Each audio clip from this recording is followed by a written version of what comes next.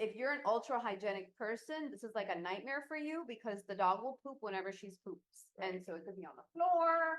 So we try to keep a pamper on her.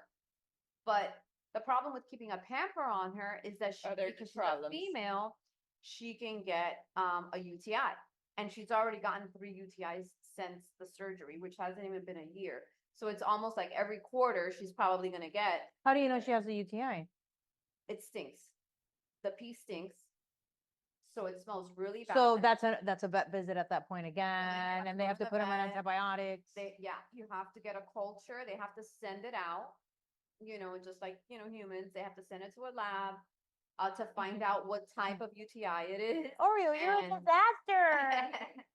But I think they don't tell you at that moment, if you love your dog the way, I love my dog, and they say, put her down or surgery, you're going to be like, surgery. And I'm not saying that I regret what I did, but I wish at that moment they could have informed me more of what life would be like. Do you feel that if they would have been a little more specific as to what's happening right now, you would have chosen a different route? I don't know. Yeah.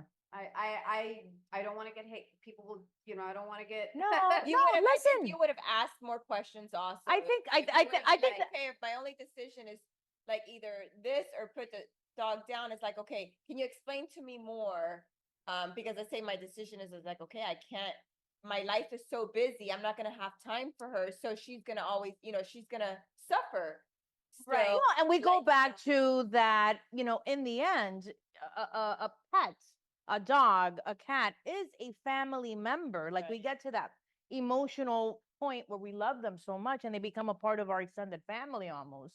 And of course, we're going to choose to keep them alive as long as we can, as we would for a child, for a parent, for ourselves. But then we go. At the end of the day, it is a pet, right? It's not a human. Well, and it's just like we go back. We don't have insurance. How expensive? How expensive was the surgery?